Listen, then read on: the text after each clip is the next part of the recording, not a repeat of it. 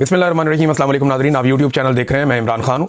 नाज़रीन, मैं ट्रैवल कर रहा था तो थोड़ी सी ये प्रॉब्लम रही बीच में, लेकिन अब रेगुलरली आप मेरा प्रॉपर तरीके से जो वीलॉग है वो सुन पाएंगे, क्योंकि मैं अपनी डेस्टिनेशन पे पहुँच गया हूँ। मैं जापान के दौरे पर आया हूँ और जापान में यहाँ मेरी बहुत सारे सहाफ़ियों से भी मुलाकात होगी, मकामी कम्युनिटी से भी मुलाकात होगी, जो यहाँ की बिज़नेस कम्युनिटी है उनसे भी मुलाकात करेंगे। कुछ सीखने के लिए मिलेगा, कुछ बात करने के लिए मिलेगा। ओवरसीज़ पाकिस्तानियों के साथ ह्यूमन राइट्स के हवाले से कुछ प्रोग्राम है, वो भी हम यहाँ पे करेंगे इंशाल्लाह। लेकिन जो बड़ी डिस्कशन इस वक्त पाकिस्तान में चल रही है, वहीं से हम आगाज़ करते हैं कि जनरल फैज़ अकेला क्यों, जनरल बाजवा उसके साथ नत्थी क्यों नहीं हुआ। यानी अगर कोई जनरल फैज़ से सबसे ज़्यादा फैज़याब हुआ तो वो शरीफ ख़ानदान है। अगर किसी ने जनरल फैज़ और जनरल बाजवा से सबसे ज़्यादा फ़ायदा उठाया तो वो ख्वाजा आसिफ है, और ख्वाजा आसिफ ही आज सबसे ज़्यादा जहर उगल रहा है। आसिम मुनीर जो फील्ड मार्शल है इस वक्त, उन्हें ये बयानात ज़रूर देखने चाहिए और याद रखना चाहिए कि यही ख्वाजा आसिफ एक दिन फील्ड मार्शल आसिम मुनीर को भी गाली देगा और फील्ड मार्शल आसिम मुनीर को भी बुरा भला कहेगा, और ये कहेगा कि जो इंडियन तैयारे गिरे हैं ये तो शहबाज शरीफ ने और हमने बड़ी मेहनत से गिराए और बड़ी कोशिश की, और आसिम मुनीर तो इस चक्कर में ही नहीं आ रहा था, वो तो गायब हो गया था। ये बातें ख्वाजा आसिफ ने करनी है, क्योंकि ये इस आदमी का तरीक़ाकार है। ये हमेशा बाद में डंग मारता है। बहुत सारे ऐसे लोग हैं जिन्होंने फैज़ हमीद से बड़े फ़ायदे लिए हैं, सियासतदान हैं जिन्होंने बड़े फ़ायदे लिए हैं, चाहे वो PMLN के हैं, चाहे वो PTI के हैं, चाहे वो पीपल्स पार्टी के हैं, बड़े लोगों ने फ़ायदे लिए फैज़ हमीद से। बहुत सारे सहाफ़ी हैं जिनके प्रोग्राम फैज़ हमीद ने शुरू करवाए, बहुत सारे जर्नलिस्ट हैं जिन्हें बहुत फ़ायदा दिया, दीगर बहुत सारे लोग हैं, लेकिन उनमें से कोई भी आज फैज़ हमीद के हक में बात करने के लिए तैयार नहीं है। तो आसिम मुनीर को भी इससे सीखना चाहिए कि कल को यही आसिम मुनीर के साथ भी होगा। अब किस लेवल का ताल्लुक था जनरल बाजवा के साथ ख्वाजा आसिफ का, जरा ये आप एक ट्वीट देखें। ये जुबैर साहब ने की है कि जनरल बाजवा के बेटे की शादी आ गई और मेहमानों में नून लीग से ख्वाजा आसिफ जो है वो सर फहरिस्त थे। उन्होंने कहा जी कि मैं एक फंक्शन में नहीं गया। ख्वाजा आसिफ 4 या 5 फंक्शन के अंदर गए। ओ भाई, इतने फंक्शन में तो मरासी नहीं आते किसी शादी में जितने जनरल बाजवा के बेटे के फंक्शंस में ख्वाजा आसिफ जितनी दफ़ा पहुंच गया। और ये बात कौन कर रहा है? मोहम्मद जुबैर, जो उस वक्त PMLN की जानिब से डील कर रहे थे एस्टेब्लिशमेंट को। उन्होंने कहा जी मैं एक फंक्शन में नहीं गया, ख्वाजा आसिफ 4 या 5 फंक्शन में चला गया। मेरा कहना था कि नवाज शरीफ जेल में शादी पर जाकर ढोल ढमक्का करना अच्छा नहीं लगता, मुनासिब नहीं लगता। तो ख्वाजा आसिफ कहते थे कि सियासत को अलग रखें। अब आप अंदाज़ा कीजिए कि ये है ख्वाजा आसिफ की असलियत। जनरल बाजवा और उसके ससुर से बार बार फायदे उठाए, हर दफ़ा सीट हार कर उससे हासिल की, और आज उसी के ऊपर कीचड़ उछाल रहा है। हालांकि जनरल बाजवा रिस्पॉन्सिबल था हर चीज़ के लिए। फैज़ हमीद के एहसानात आप देखें ना, जब तक रिकॉर्ड के ऊपर सामने ही मैं छोटे छोटे चंद एहसानात बता रहा हूँ, वरना फैज़ हमीद के बेशुमार एहसानात हैं शरीफ खानदान के ऊपर। बल्कि जब शहबाज शरीफ वज़ीर-ए-आज़म बना PDM के दौर में, जनरल बाजवा ने बनाया, तो फैज़ हमीद ने कोशिश की कि शहबाज शरीफ के साथ साज़बाज़ करके आर्मी चीफ भी बन जाए। और ये खबरें अभी हामिद मीर भी कह रहे हैं और लोग भी कह रहे हैं, हम माजी में ये बातें बता चुके हैं। और फैज़ हमीद को इमरान खान साहब ने बहुत पहले किक आउट कर दिया था, जब फैज़ हमीद सियासत के अंदर बहुत ज़्यादा उन दिनों में मुदाखलत कर रहा था।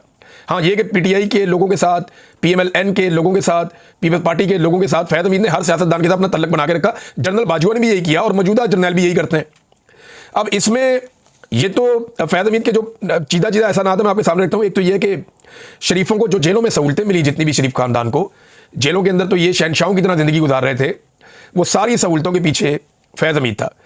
फिर सलमान शहबाज को, जब सलमान शहबाज की गिरफ्तारी का वक्त आया, तो वक्त से पहले पाकिस्तान से जो फरार करवाया सुहेल वड़ाइच और दीगर कई सहाफ़ियों के मुताबिक, बल्कि मैंने ये बात सुनी थी आरिफ हमीद भट्टी साहब से, उन्होंने भी ये कहा था।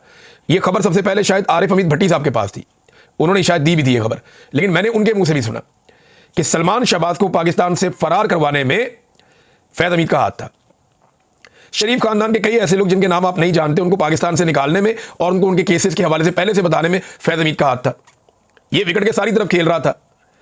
तो फैज़ हमीद ने बड़े एहसानात किए हैं। इसके बाद जो नवाज शरीफ को जाली जो प्लेटलेस रिपोर्टें थी वो किसने बनाकर दी, किसने निकाला नवाज शरीफ को पाकिस्तान से बाहर? उस वक्त DG ISI फैज़ हमीद था। फैज़ हमीद जून 2019 में DG ISI बनता है, अगस्त में डील शुरू होती है नवाज शरीफ की, और नवंबर में नवाज शरीफ को पाकिस्तान से बाहर निकाल दिया जाता है। पाकिस्तान की नहीं, दुनिया की तारीख का वाहिद कैदी है जिसको इलाज के लिए निकाला गया, सजा याफ्ता कैदी था, और उस जुरिस्डिक्शन से ही बाहर भेज दिया गया। यानी उस अदालत की हद से ही बाहर निकाल दिया गया कि भेज दो किसी और मुल्क में जहां पे हमारी अदालत काम ही नहीं कर सकती। ये जनाब हमने खुद देखा, ये हुआ। फैज़ हमीद ने एहसान अजीम किया नवाज शरीफ के ऊपर। हर ज़िमनी इलेक्शन में फैज़ हमीद के दौर में नून लीग को जितवाया गया, और इमरान खान के खिलाफ जो रजीम चेंज ऑपरेशन हुआ वो जनरल बाजवा, जनरल फैज़ और जनरल नदीम अंजुम ने मिलकर किया। ये बात कई सियासतदान बता चुके हैं, और ये बात फजल रहमान साहब बतौर गवाही, एक मौलवी है वो भी इसके ऊपर एक गवाही दे चुके हैं कि जनाब इन्होंने मिलकर किया था रजीम चेंज ऑपरेशन। इमरान खान को निकालने में दोनों जर्नैल, नदीम अंजुम का तो रोल सबको पता है, ये सारे मुलव्विस थे, और इन्होंने इमरान खान को निकालकर दूसरी हुकूमत बनवाई भी थी। और हम क्योंकि वो कर रहे थे लिहाजा हमें पता है, तो फजल रहमान साहब ने मुंह के ऊपर बता दिया। और खुलकर बताया ये बात। अब इमरान खान के लिए नाज़रीन पूरी दुनिया से आवाज़ें उठ रही हैं, खासतौर पे यूनाइटेड नेशन के ख़ुसूसी नुमाइंदा हैं, उन्होंने आवाज़ उठाई इमरान खान के हक़ में। अक़वाम मुत्तहिदा की ख़ुसूसी नुमाइंदा बराए तशद्दुद ये एलिस जिल एडवर्ड्स, इन्होंने एक स्टेटमेंट दिया है। इन्होंने कहा जी इमरान खान की कैद तन्हाई को गैर इंसानी और गैर कानूनी करार देते हुए इसके खात्मे का इन्होंने मुतालबा कर दिया। इमरान खान का सेल मुसलसल कैमरों की निगरानी में है। अगर किसी कैदी को 15 दिन से ज़ायद कैद तन्हाई में रखा जाए तो वह नफ्सियाती तशद्दुद कहलाता है। ये अक़वाम मुत्तहिदा ने स्टेटमेंट दिया और ये कहा गया कि इमरान खान साहब की ये जो गैर कानूनी कैद है ये बंद होनी चाहिए, ख़त्म होनी चाहिए। Enough is enough.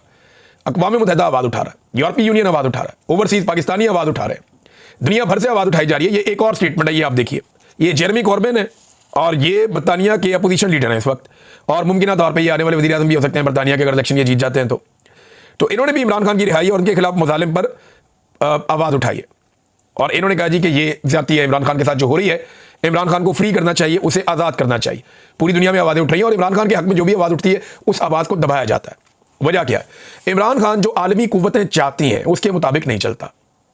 Imran Khan absolutely not कहता है। इमरान खान कहता है कि वी आर नॉट स्लेव्स, हम गुलाम नहीं हैं। हम कोई गुलाम है? वो ये कहता है। वो खुलकर पाकिस्तान की आज़ाद और खुद मुख्तार पॉलिसी बनाता है जो गैर मुल्की आकाओं को पसंद नहीं है। तो अब जो ट्विटर जैसा या एक्स जैसा जो बड़ा प्लेटफॉर्म है, वहाँ पे भी दो नंबरी हो रही है। जमैमा खान जो इमरान खान साहब की साबिका अहलिया हैं, पहली बीवी थी इमरान खान साहब की, उन्हीं में से इमरान खान साहब के जो बच्चे हैं वो उन्हीं में से हैं।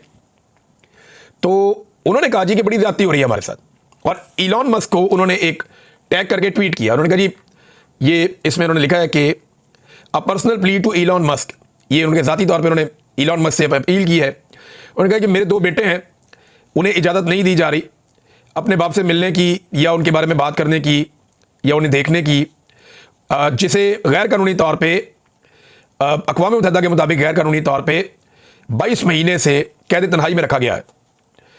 और वो कह रहे हैं जी एक्स या ट्विटर यही वाहिद जगह है जहाँ पे हम आसानी से आवाज़ उठा सकते हैं, और ये एक पॉलिटिकल प्रिजनर है। इमरान खान एक सियासी कैदी है और इसको बेसिक ह्यूमन राइट्स नहीं दिए जा रहे, जो बुनियादी इंसानी हकूक़ कैदियों के होते हैं वो इमरान खान साहब को नहीं दिए जा रहे। और हमारे पास सिर्फ एक ही प्लेटफॉर्म है, एक्स या ट्विटर, जहाँ पे हम इमरान खान के लिए आवाज़ उठाते हैं। लेकिन जब भी मैं कभी इमरान खान के बारे में कोई पोस्ट करती हूँ तो पाकिस्तान के अंदर जो इसकी रीच है, और ग्लोबली भी, खासतौर पे आलमी सतह पे भी और खासतौर पे पाकिस्तान के अंदर भी, ये इसकी रीच को जीरो कर दिया जाता है, बहुत कम कर दिया जाता है। यानी जब मैं कोई और काम करती हूँ कहती है रीच ठीक रहती है, जब मैं इमरान खान के बारे में बात करती हूँ तो मेरी रीच को कम किया जाता है। इलॉन मस्क को ये कह रही है कि आपने वादा किया था कि आज़ादी इज़हार राय होगा आपके प्लेटफॉर्म के ऊपर, लेकिन यहां पे ऐसा नहीं हो रहा, और इस प्रॉब्लम को फिक्स किया जाए मेरे अकाउंट के हवाले से खास तौर पे, ताकि हम जो है वो पैगाम फैला सकें इमरान खान के साथ जो जुल्म और ज़्यादती हो रही। लुब्बे बाब ये है कि जमाइमा कह रही है कि इंटरनेशनल हाथों के अंदर ट्विटर भी इस्तेमाल हो रहा है। हम जब इमरान खान के लिए आवाज़ उठाते हैं तो उसकी रीच बहुत कम हो जाती है। टेक्निकल डाटा भी इन्होंने शेयर किया, क्योंकि इमरान खान के हवाले से जब जमाइमा आवाज़ उठाए तो फिर तो वो लाखों में मामला जाना चाहिए, लेकिन वो उस तरह जा नहीं रहा, उसकी रीच को रोका जा रहा है। ये इलॉन मस्क को इन्होंने बराह रास्त अपील की। अब देखते हैं इसका क्या फ़ायदा होता है। नाज़रीन, एक और बड़ा अफसोसनाक वाक़या मैं आपके साथ शेयर करता हूँ। ये गुजरांवाला में पाकिस्तान तहरीक इंसाफ के एक कारकुन है, रावली कैंट वाक़े के अंदर इनको 5 साल की सज़ा दे दी गई 9 मई के वाक़े में। और ये जो गुजरांवाला का डीसी है उसके दफ्तर के बार बार चक्कर लगाए गए कि ये जो फ़ारूक अब्दुल्ला साहब हैं, इनकी अहलिया इंतकाल कर गई हैं, इन्हें जेल से निकाल कर पैरोल पर रिहाई दी जाए ताकि ये जाएँ और जाकर अपनी अहलिया की तदफीन करें। लेकिन बार बार डीसी गुजरांवाला के दफ्तर के चक्कर लगाए गए, बात नहीं बनी, तो फिर इनकी अहलिया को दफना दिया गया। मैं सिर्फ आपको याद दिलाऊं कि नवाज शरीफ साहब की अहलिया जब इंतकाल कर गई थी तो ना सिर्फ बगैर पूछे और बगैर रिक्वेस्ट के उनको पैरोल दी गई, सब